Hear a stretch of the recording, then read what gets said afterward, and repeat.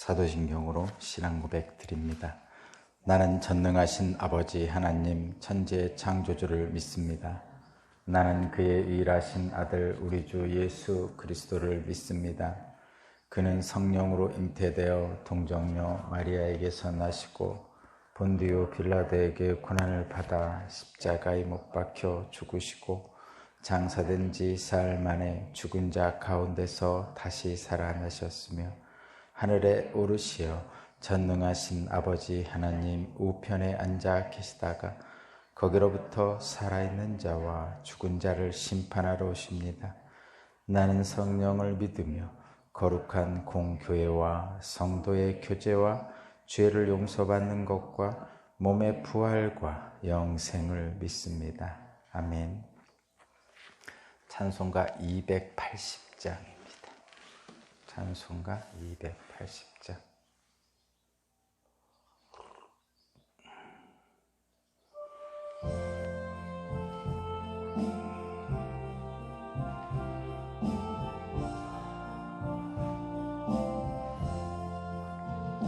전부여 의지 없어서 손 들고 옵니다. 주 나를 외면하시면 나 어디 가리까. 내 죄를 씻기 위하여 피 흘려주시니 고되게 하는 마음으로 주 앞에 섭니다. 전부터 계신 주께서 영죽을 죄인을 보혈로 구해 주시니 그 사랑 한없네. 내 죄를 씻기 위하여 피 흘려 주시니 고되게 하는 마음으로 주 앞에 옵니다. 나 예수 의지함으로 큰 권능 받아서 주님께 구한 모든 것 늘 얻겠습니다. 내 죄를 씻기 위하여 피 흘려 주시니 고되게 하는 마음으로 주 앞에 옵니다. 아멘.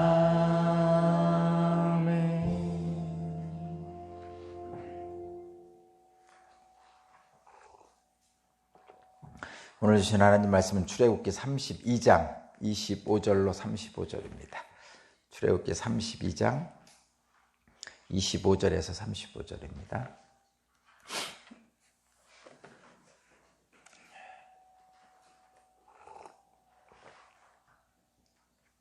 출애굽기 32장 25절에서 35절까지.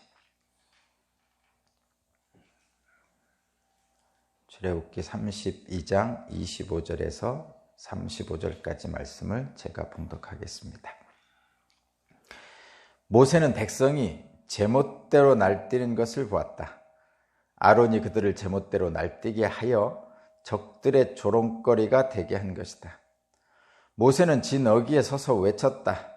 누구든지 주님의 편에 설 사람은 나에게로 나아오십시오.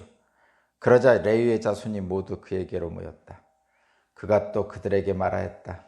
이스라엘의 주 하나님이 이르시기를 너희는 각기 허리에 칼을 차고 진의 이 문에서 저문을 오가며 저마다 자기의 친족과 친구와 이웃을 닥치는 대로 찔러 죽여라 하십니다. 레위 자손이 모세의 말대로 하니 바로 그날 백성 가운데서 어림잡아 3,000명쯤 죽었다. 모세가 말하였다. 오늘 당신들이 저마다 자녀와 형제, 자매를 희생시켜 당신들 자신을 주님께 드렸으니 주님께서 당신들에게 복을 내리실 것입니다. 이튿날 모세는 백성에게 말하였습니다. 당신들은 크나큰 죄를 지었습니다. 그러나 이제 내가 주님께 올라가서 당신들을 용서하여 달라고 빌겠습니다. 모세가 주님께로 돌아가서 아뢰었습니다. 슬픕니다. 이 백성이 금으로 신상을 만들므로써 큰 죄를 지었습니다. 그러나 이제 주님께서 그들의 죄를 용서하여 주십시오. 그렇게 하지 않으시려면 주님께서 기록하신 책에서 저의 이름을 지워주십시오. 주님께서 모세에게 말씀하셨다. 누구든지 나에게 죄를 지으면 나는 오직 그 사람만을 나의 책에서 지운다. 이제 너는 가서 내가 너에게 말한 곳으로 백성을 인도하여라. 보아라, 나의 천사가 너를 인도할 것이다. 그러나 기억하여라. 때가 되면 내가 그들에게 반드시 죄를 묻겠다. 그 뒤에 주님께서는 아론이 수송아지를 만들 일로 이 백성에게 재앙을 내리셨다. 아멘.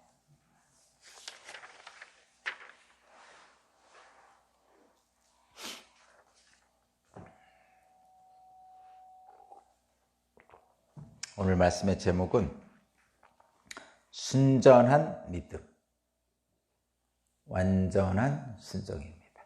순전한 믿음, 완전한 순종입니다. 오늘 본문이 정말 엄청나죠?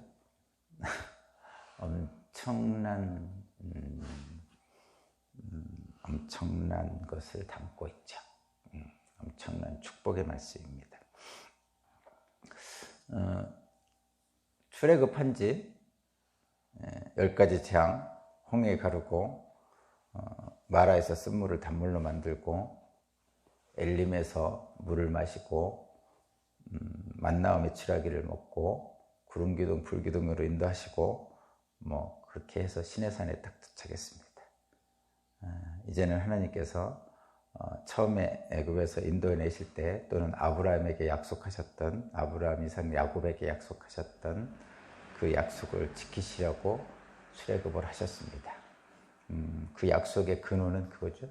나는 너희 하나님이 되고 너는 나의 백성이 되리라는 약속의 근원입니다. 그것이 근원이에요. 그것을 위한 시내산 계약을 맺게 되고 거기서 십계명을 주십니다. 이제 너희는 나의 백성이 되고 나는 너희 하나님이 되리라. 이것이 이제 거기서 완벽하게 계약이 체결되는 거죠.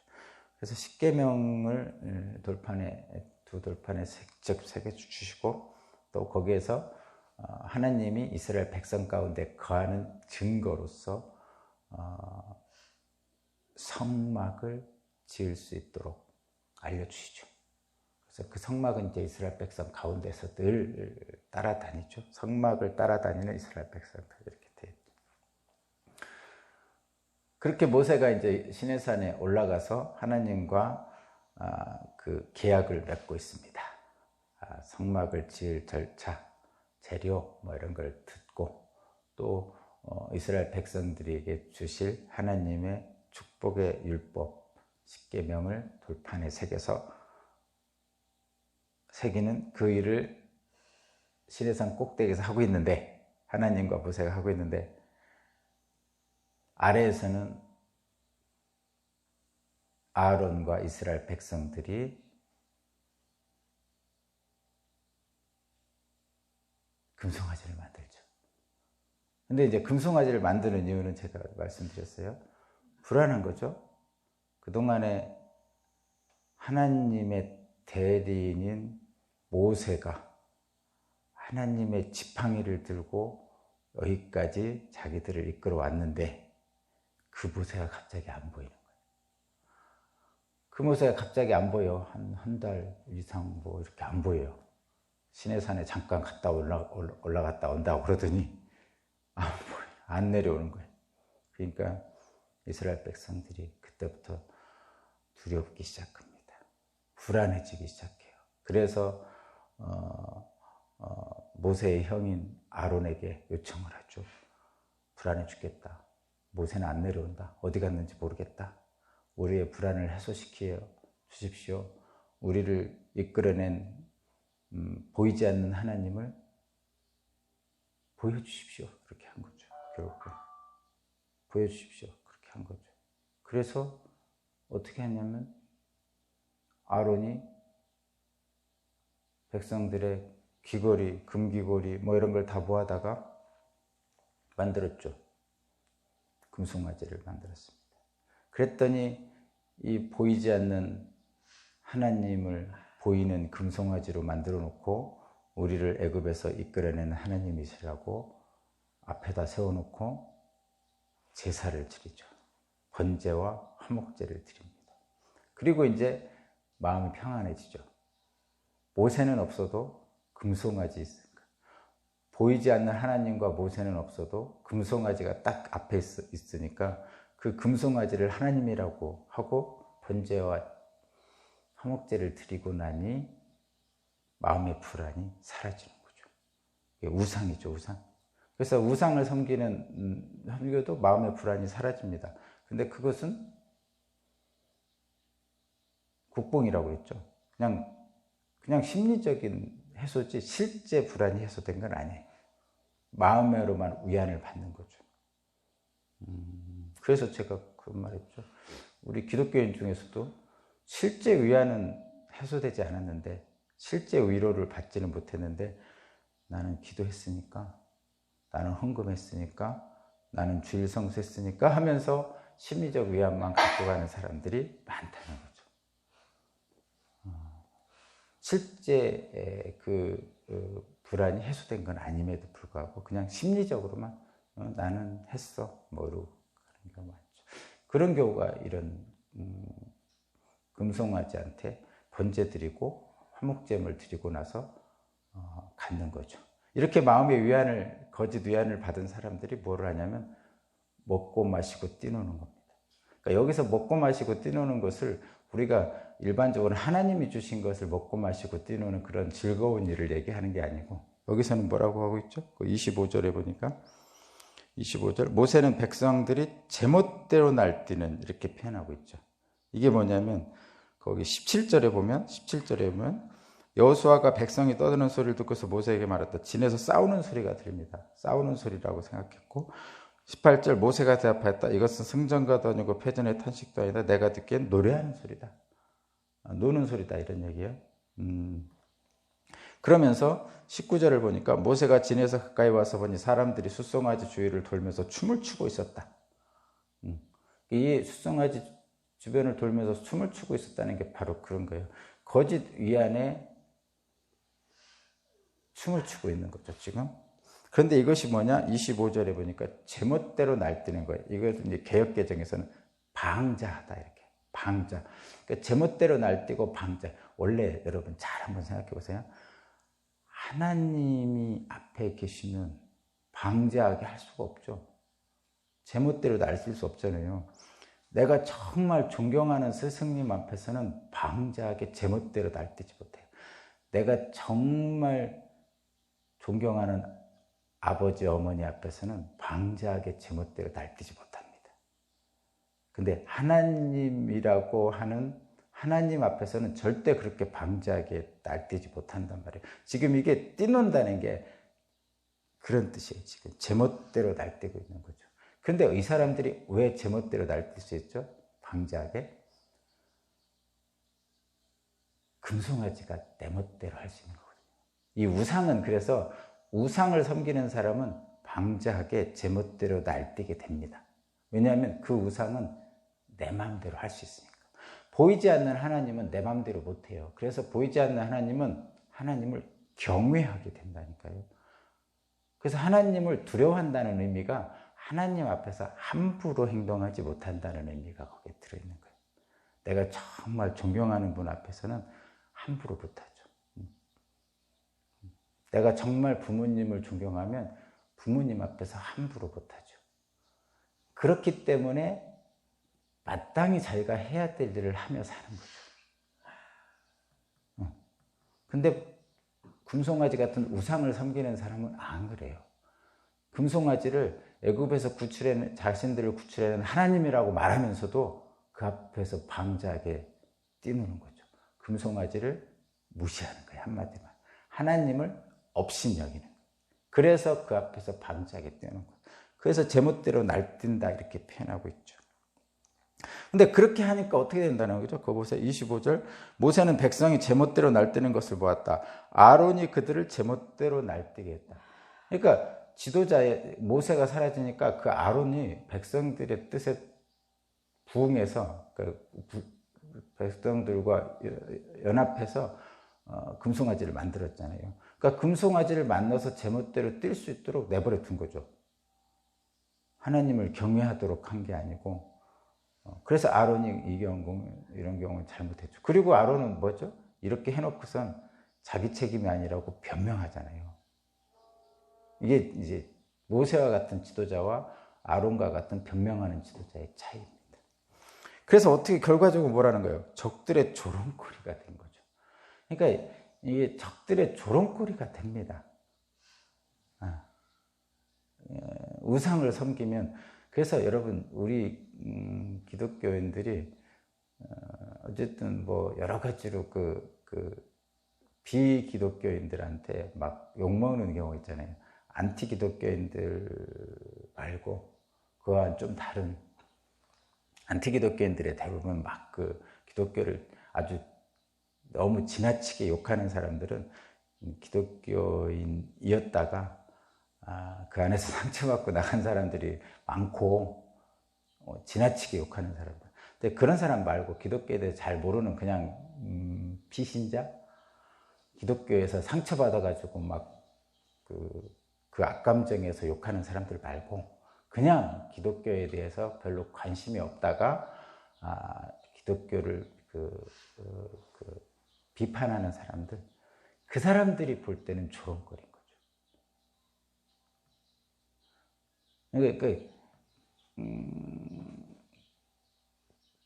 그런 사람들과 기독교를 접해보지 못한 사람들, 들어봤지만 별로 관심 없이 산 사람들, 그것도 뭐 기독교인들도 뭐 나름 뭐 잘 살겠지 뭐 이러면서 그냥 주변에 있는 사람으로 받아들였던 그냥 비신자들, 그런 사람들이 볼 때는 조롱거리가 되는 거죠.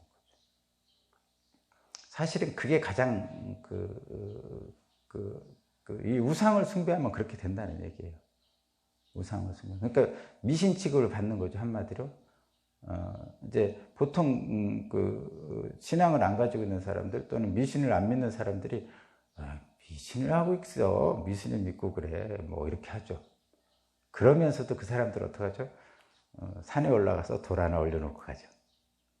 그게 비신자들의 특징이에요. 모든 사람들의 거의 특징이에요. 산에 올라가면 돌 하나 올려놓고 가잖아요. 그리고 뭔지 모르지만 뭔가에 이렇게 의지하고 싶고 기도하고 싶고 이런 것들이 이제 비신자들이 하는 행동이죠. 근데 그러면서도 야, 그거 미신이야, 믿지 마. 그 미신을 믿는 행동을 하고 있어. 뭐 이러는 사람들 있잖아요. 그런 사람들이 볼 때 이런 우상을 숭배하는 기독교인들은 조롱거리죠. 조롱거리.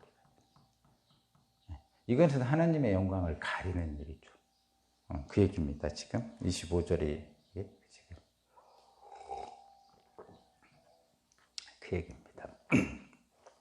그렇게 했으니까 이제 모세가 지금 하나님이 엄청 진노하셨잖아요. 앞부분에서 엄청 진노하셔가지고 내가 다 쓸어버리고 모세 너로 인해 모세 너의 후손들만 가지고도 새로운 세상을 만들겠다 이렇게 하셨어요. 말하자면 노아의 홍수처럼 모든 세상 사람 다 쓸어버리고 노아의 가족만 가지고 새로운 세상을 만드신 것처럼 그렇게 말씀하셨단 말이에요. 이제 저 백성들 목이 뻣뻣하고 그래서 안 되겠다, 다 쓸어버리고 너의 후손만으로 새 백성을 만들어서 복을 주겠다 이렇게 말씀하셨더니 모세가 안 된다고 그랬죠. 그렇게 하시면 아니 됩니다 하면서 시내산 꼭대기에서 기도하고 내려오잖아요. 그죠?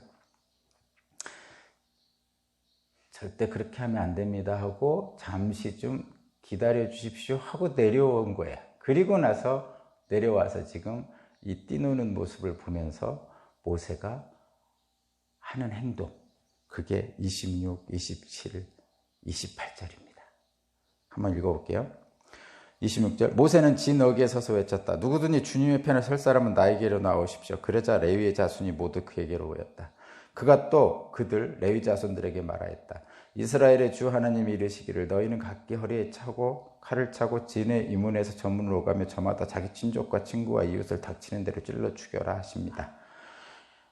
레위 자손이 모세의 말대로 하니 바로 그날 백성 가운데서 어림잡아 3,000명이 죽었다. 그 모세가 내려와서 그 우상 숭배하면서 뛰노는, 그래서 적들의 조롱거리가 된, 그래서 하나님의 영광을 가린 우상 숭배한 사람들을 보고 한 행동이, 모세가 취한 조치가 일단 하나님 편에 선 사람 오십시오 했더니 레위인들이었어요. 레위인들은 누구죠? 제사장이죠. 그리고 레위인들은 하나님이 제사장으로 삼았죠. 그래서 앞에 제사장 위임식 있잖아요. 거룩하게 구별하여서 하나님 일을 하게 한 사람들이에요. 그렇게 하려고 하는 사람 아직 안 했어. 시내산에서 그렇게 하겠다고 성막과 거기에 성막에 일을 하는, 하나님 일을 하는 사람을 레위인으로 하라 이렇게 하신 거예요. 그래서 손을 들어라, 하나님 편에 선 사람 손을 들었더니 레위인들이 섰단 말이죠. 그러니까 이것은 하나님이 그들을 아신 거죠. 하나님 편에 설 사람이다라는 걸 아시고 그들을 제사장으로 임명하실 것을 예정하고 계신 것이죠. 어쨌든 그래서 레위인들이 그 모세의 편에 딱 섰습니다. 그러자 모세가 그들에게 명령을 한 거죠. 칼을 들고 가족들, 형제들, 이웃들을 죽여라 이렇게 했죠. 그 얘기는 뭐냐면 이런 거죠, 여러분. 그 일로 인해서 책임질 사람들이 있을 거 아니에요. 금송아지를 만들어서 책임질 사람들, 그 사람들을 죽였는데 3,000명을 죽인 거죠. 그러니까 지금 장정만 60만 명이니까 200만 명 중에 3,000명을 죽인 거예요. 그 금송아지 우상 숭배를 주도한 사람들이죠, 말하자면. 근데 그게 누구냐? 당연히 형제 자매들이죠. 가슴이 아프죠. 그렇게 한 거죠. 근데 이거 잘 보세요. 자, 여기서 지금 가슴 아픕니다. 가슴 아픈데 29절에 모세가 하는 말을 통해서 우리는 다시 한번 생각을 해봐야 된다. 29절 모세가 말하였다. 오늘 당신들이 저마다 자녀와 형제자매를 희생시켜 당신들 자신을 주님께 드렸으니 주님께서 당신들에게 복을 내리실 것입니다. 자, 여러분 여기 잘 한번 보세요. 이게 이제 옛날에는 이게 구약 성경이니까 오늘날 우리하고는 현실적으로 다른 거예요. 그런데 오늘날 우리에게도 암시를 준다고 그랬잖아요. 하나님의 마음에 암시를 준다고 그랬잖아요. 자녀와 형제자매를 희생시켰죠, 지금. 거기 위에 보세요. 자기 친족, 친구, 이웃을 죽였잖아요, 3,000명을. 그러면 이게 뭐예요? 자기를 희생한 거죠. 예를 들면 이런 거예요. 아브라함이 이삭을 바친 거는 자기를 바친 거잖아요. 아들을 바친 게 아니에요. 자기 자신을 바친 거지. 그렇죠? 여러분은 부모니까 자식에 대해서 그런 느낌을 갖죠. 마찬가지예요. 지금 내 이웃을, 친족을, 친구를 죽였다는 것은 나 자신을 죽인 거하고 똑같아요. 눈물을 머금고 죽였겠죠. 그죠? 금송아지 우상을 섬긴 사람이 눈물을 머금고 죽였겠죠. 그렇다고 요즘 그렇게 죽이라는 거 절대 아닙니다. 이건 요 당시에 있는 사람들에게 있었던 이스라엘 백성들에게 주어졌던 사건이고, 저와 여러분들은 이것을 행했던 요 당시의 사람들의 마음과 하나님의 마음을 받아들이면 되는 거죠. 그러니까 형제자매를 죽였으면 자기 자신을 죽인 거예요. 그래서 그런 뜻이에요. 자녀와 형제자매를 희생시켜 당신들 자신을 주님께 드렸으니. 요즘 우리는 어떻게 했죠? 산제물로 예배를 드리죠. 우리 자신을, 나 자신을 죽인 것과 똑같은 이들의 마음이에요. 그러니까 형제자매를 죽였다고 하지만 사실은 그들 자신을 죽인 거예요. 그랬더니 어떻게 표현하죠? 주님께서 당신들에게 복을 내리실 겁니다. 사실 이게 참 현실적으로 그냥 문득 언뜻 보면 이게 말도 안 되는 얘기죠. 형제 자매를 죽였어요. 이웃을 죽이고 자식을 죽였어요. 그런데 하나님이 복을 내리실 거라고 축복을 하고 있어요. 이게 말이 안 되잖아요. 어떻게 형제 자매를 죽이고 자식을 죽이고 부모를 죽이고 나서 복받아 살겠다고 생각을 하겠어요. 이건 뭐 정신적 트라우마로 반 미칠 지경이지. 이게 전쟁 때나 하는 거죠. 그죠? 근데 이와 비슷한 말씀이 있어요. 신약 성경으로 한번 가겠습니다. 신약 성경에 누가복음 14장 26절. 누가복음 14장 26절. 누가복음 14장 26절. 누가복음 14장 26절입니다. 14장 26절. 누구든지 내게로 오는 사람은 자기 아버지나 어머니나 아내나 자식이나 형제 자매뿐만 아니라 심지어 자기 목숨까지도 미워하지 않으면 내 제자가 될 수 없다. 지금 예수께서 제자가 되려고 하는 사람들, 예수님의 제자가 되려고 하는 사람들 누구요? 저와 여러분, 예수님의 12 제자 또는 그 따라다니던 제자들에게 말하는 거예요. 너희들이 내 제자가 되려면, 내게로 오는 사람은 내 제자가 되려면 자기 아버지나 어머니나 아내나 자식이나 형제 자매뿐만 아니라 심지어 자기 목숨까지도 미워하지 않으면 내 제자가 될 수 없다. 여기 미워한다는 것은 어떤 의미예요? 하나님보다 앞에 두지 않는다는 뜻입니다. 그러니까 이 얘기는 뭐냐? 형제, 자매, 자식, 이런 내 친족, 이런 사람들보다 하나님을 더 우선한다. 이런 뜻입니다. 이게. 그러면 이런 생각 들잖아요. 아니, 내가 내 자식하고 가족하고 잘 살려고 예수 믿는데, 그렇잖아요, 실제로. 실제로 그렇지 않아요? 저도 처음엔 그랬거든요. 다 그런 생각으로 신앙생활 하는 거 아니에요, 원래? 처음에? 나도 잘 살고, 내 자식도, 내 가정도 잘 살기 위해서 내가 예수 믿는 거지. 지금도 주일 예배 드려서 가족들 데리고, 주일날 딴 데 안 가고 예배 드리는 거, 다 우리 가족들이 행복하게 살려고 하는 거지. 이렇게 생각하고 있는데, 여기 예수님이 뭐라, 너희들 나를 믿어서 내 제자가 되고 싶어? 너희 부모 자식들 부모 자식들을 미워해야 돼. 나보다 더 사랑하면 안 돼. 이렇게 말합니다. 그러면 이게 말이 안 되는 것처럼 보이잖아요. 근데 여러분, 이거 분명히 기억해야 돼요. 27절도 같이 할게요. 27절. 누구든지 자기 십자가를 지고 나를 따라오지만 않으면 내 제자가 될 수 있다. 자, 여러분. 지금 예수님의 제자가 된다는 것은 구원받는 거죠. 하나님이 주시는 풍성한 복을 누리며 살겠다는 사람이 되겠다는 거예요. 하나님의 자녀가 되겠다는 거예요. 그러면 이것은 결과적으로는 하나님을 더 사랑하고 내 부모 자식은 덜 사랑하라는 것. 하나님보다 내 부모 자식을 앞에 놓지 말라는 얘기는 사실은 제가 거듭 말씀드리지만 하나님하고 부모 자식하고 경쟁자입니까? 아니, 이런 얘기 해요. 옛날에 콩쥐와 팥쥐는 경쟁자였죠. 콩쥐와 팥쥐. 예? 경쟁자잖아요. 흥부와 놀부는 경쟁자잖아요. 이들이 왜 경쟁자죠? 같은 인간이란 말이에요. 같은 선상에 있어요. 콩쥐와 팥쥐는 같은 선상에 있잖아요. 그래서 경쟁자예요. 그래서 콩쥐 아버지가 잘 돌보고 싶은데 못 돌보는. 근데 콩쥐 아버지는 콩쥐도 돌봐야 되고 팥쥐도 돌봐야 되는 거예요, 원래는. 근데 그들끼리 경쟁자인 거죠. 근데 하나님하고 인간은 경쟁자입니까? 아니에요. 하나님은 우리하고 경쟁자가 아니야. 동일선상에 있는 분이 아니고 하나님의 높은 것에 우리는 이렇게 있단 말이에요. 근데 사람들은 이거를 이렇게 놓고 보면 이렇게 되는 거예요. 하나님을 내려놓고 본다든가, 우리가 하나님 위에 딱 올라가면 내 가족이 잘 살려고 해서 하나님 믿는 거지, 이렇게 해놓으면 도저히 하나님을 자식보다 먼저 사랑할 수가 없어요. 근데 이렇게 놓으면 사랑할 수 있어요. 하나님이 이렇게 높잖아요, 자식을. 그러면 하나님과 자식은 경쟁자가 아니에요. 하나님을 더 사랑할 수 있어요. 근데 하나님을 더 사랑한다 해서 자식을 버리진 않아요.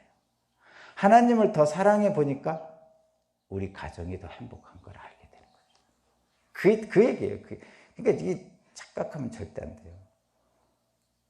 이거 문자적으로 이렇게 해석하면은 부모 자식을 버리지 않으면 내 제자가 될 수 없다, 뭐 이렇게 했는데, 이 폐륜이지, 폐륜.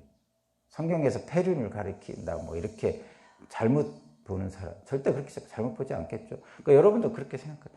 동일선상에 놓고 보면 안 돼요. 경쟁자가 아니에요. 하나님과 내 자식은 경쟁자가 아니에요. 하나님은 높은 게 계시고 우리는 자식은 밑에 있단 말이에요, 내가 원하는. 그래서 하나님을 먼저 사랑하면 자식을 더 풍성하게 사랑할 수 있어요. 그래서 뭐라고 표현하죠? 먼저 그의 나라와 그 일을 구하라. 그리하면 모든 걸 더하시라. 이렇게 표현하는 거예요. 그 모든 게 다 연결되는 겁니다. 자, 이 앞부분 다시 돌아오겠습니다.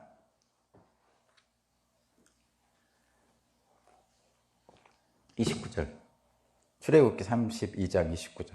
모세가 말하였다. 오늘 당신들이 저마다 자녀와 형제 자매를 희생시켜서 당신들 자신을 주님께 드렸으니 주님께 당신들에게 복을 주실 것입니다. 이제 그런 면에서 이게 이해가 된단 말이죠. 그렇죠? 자, 그러면 여기서 두 번, 그 밑에는 단순하게 하겠습니다. 그 30절부터 34절은 이거예요.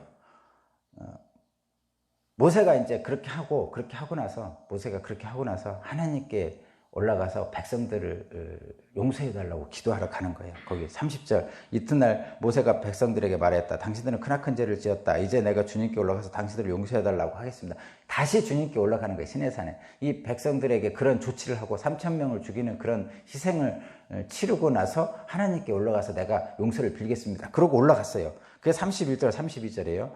모세가 주님께 돌아가서 아뢰었다. 슬픕니다. 이 백성이 금으로 신상을 만들면서 큰 죄를 지었습니다. 그렇죠? 그래서 32절, 그러나 이제 주님께서 그들의 죄를 용서해 주십시오. 그러니까 인간은 죄를 짓고 하나님은 용서한다고 제가 늘 말씀드렸잖아요. 지금 큰 죄를 지었어요. 그래서 그 죄를 용서해 달라고 모세가 지금 기도하고 있는 거죠. 그러면서 뭐라고 말하냐면 32절, 그렇게 하지 않으시려면 주님께서 기록하신 책에서 저희 이름을 지워주십시오. 이게 이제 모세라는 지도자가 얼마나 하나님을 온전히 섬기는 자인지, 또 백성을 사랑하는 자인지를 여기 알 수 있죠. 지금 이 모세는 뭐하고 온 사람이에요? 자기 형제 자매들 3,000명을 죽이고 온 사람이에요. 가슴 아프게, 쓰리게. 근데 자기만 살겠다고 안 하죠.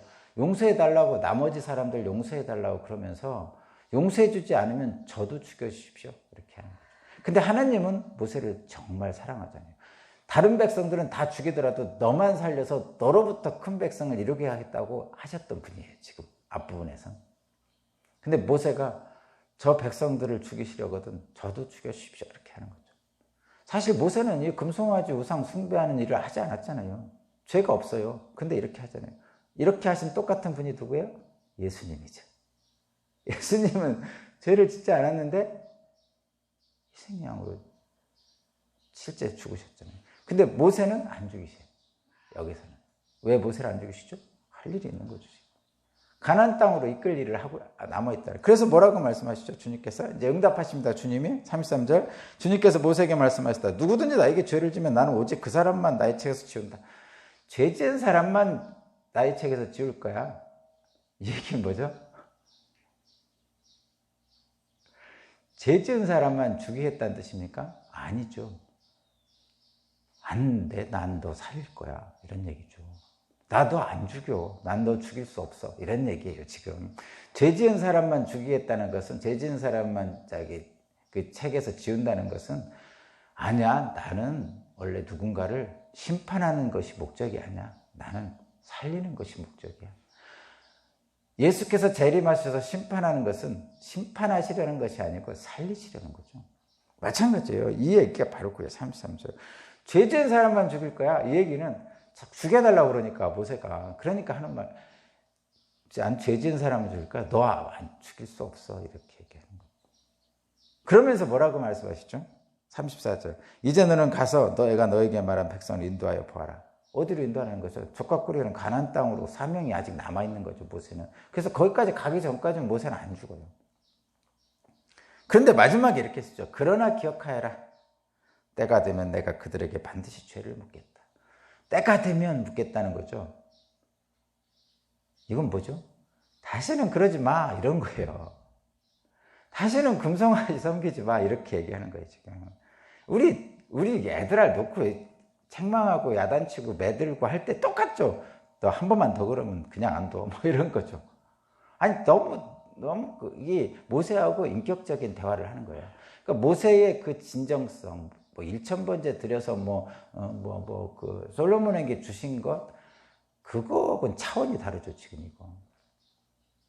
모세가 이스라엘 백성 전체를 살린 거죠, 이미. 자기 자신을, 자기는 죄를 안 졌음에도 불구하고 자기 자신을 목숨을 걸고 하나님께 기도함으로써 이스라엘 전체 백성을 살린 거죠. 그래서 하나님이 그런 거예요.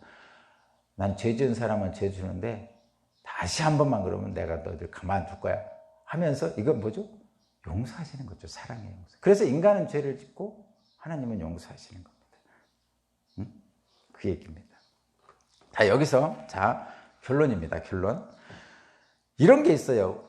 저와 여러분들이 신앙생활을 하는 것은, 우리 신앙생활 하는 목적이 뭐예요? 예수님을 믿어서 구원받아서 뭐 천국 간다 이렇게 표현하지만 실제적인 건 예수님 믿어서 구원받아서 이 땅에서 잘 먹고 잘 사는 거예요. 그거 아니라고 하면 안 돼요. 그거 진짜예요. 그거는 잘 먹고 잘 사는 거죠. 아프지 않고 건강하고 자식들 잘 되고 주변 사람들한테 업신여김 당하지 않고 손가락질 안 당하고 사는 거죠.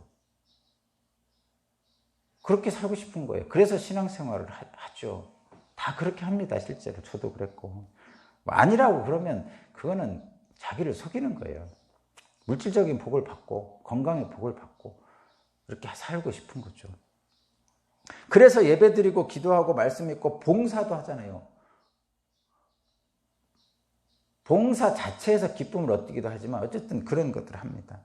또 어떤 때는 눈물 흘리며 죄를 뉘우치고 하나님 말씀에 순종하면서 미워하는 자를 용서하려고도 애를 쓰죠. 잘 안 되지만.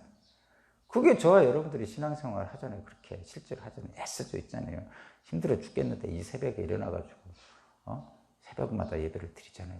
어렵죠 이거. 하기 싫어요. 사실은 저도 어려워요. 그런데 어느 순간 그렇게 하고 사는데, 애쓰며 신앙생활하는데 어느 순간 보면 예전에 다시 처음 신앙의 어린아이였을 때로 다시 돌아가는 우리들 모습을 보잖아요. 내가 지금까지 10년 신앙생활에서 권사가 됐는데 어느 순간 보니까 내가 초신자만도 못한 것을 느끼잖아요. 저도 마찬가지죠. 제가 여기까지 와서 목사가 돼서 설교를 하고 있는데 어느 순간에 보면 이 초신자만도 못한 나 자신을 발견할 때가 있습니다.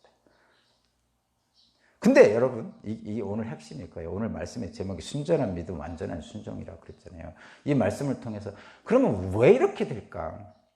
왜 우리가 10년 믿고 20년 믿고 30년 믿었는데 신앙이 성장하지 못하고 신앙이 더딘 것일까? 왜 신앙의 성장이 이렇게 어려운 것일까? 오늘 본문에서 그거를 우리에게 알려주고 있단 말이에요. 뭐냐면 완전한 순종, 순전한 믿음으로 나가지 못하는 거예요. 이게 완전한과 순전한이라는 표현을 썼어요. 그래서 회개를 그냥 일상적인 회개를 얘기하는 게 아니라 참된이라는 표현을 써요. 참된 회개. 은혜에다가 일상적인 은혜를 값싼 은혜라고 그러는데 은혜에다가 진짜 은혜를 값비싼 은혜, 값싼 은혜가 아닌 은혜 이렇게 표현하는 거예요. 자꾸 여기다 더 넣는 거예요. 믿음이면 믿음이지 무슨 순전한 믿음이 있습니까? 순전하지 않은 믿음이 있기 때문에 그런 거죠. 순종은 순종이지 왜 완전한 순종이 있습니까? 완전하지 않은 순종을 하기 때문에 그런 거죠. 근데 여기서 우리에게 보여주는 거예요. 그럼 어떻게 하면 순전한 믿음, 완전한 순종으로 갈 수 있습니까? 회개죠. 돌이키는 거예요. 지금 이 본문에서는 완벽하게 돌이키고 있잖아요. 지금 금송아지